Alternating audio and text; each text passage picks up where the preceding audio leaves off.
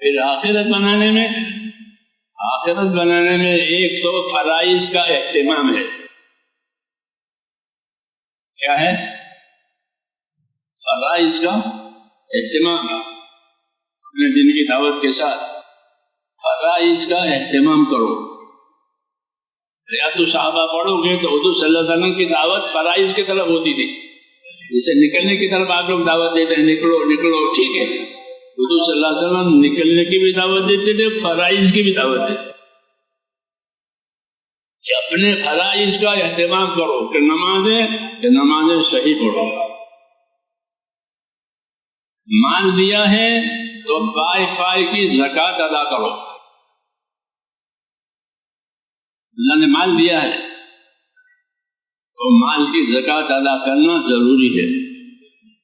جو زکوٰۃ والا حصہ ہے وہ اللہ کا حق ہے. زکوٰۃ والا جو حصہ ہے وہ غریبوں کا حق نہیں ہے، اللہ کا حق ہے. اللہ نے کہا کہ میرا حق ہے غریبوں کو دے دینا. تو جو زکوٰۃ کا حصہ ہے وہ اللہ کا حق ہے. جیسے نماز اللہ کا حق ہے، عبادت ہے، تو عبادت تو اللہ ہی کی ہوگی اور کس کی ہوگی.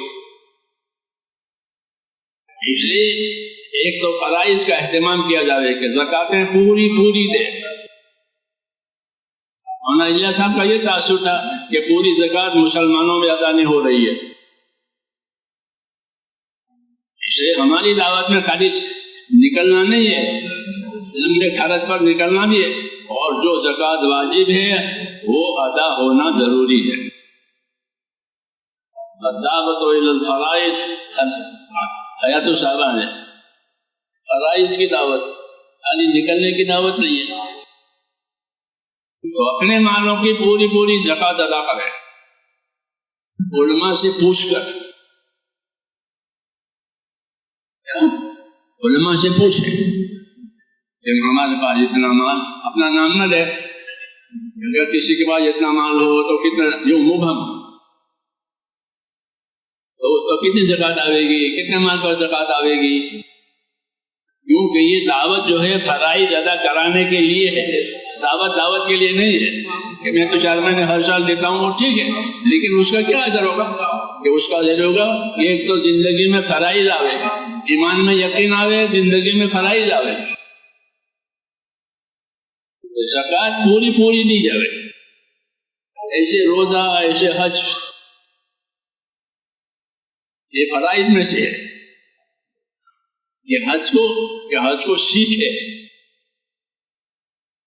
حضور صلی اللہ علیہ وسلم نے لوگوں سے حج ادا کرایا سیکھا کر. ہاں دیکھا دیکھی نہیں، اب دیکھا دیکھی ہو رہا ہے. یہ دیکھا دیکھی حج نہیں، سیکھ کر کے حج.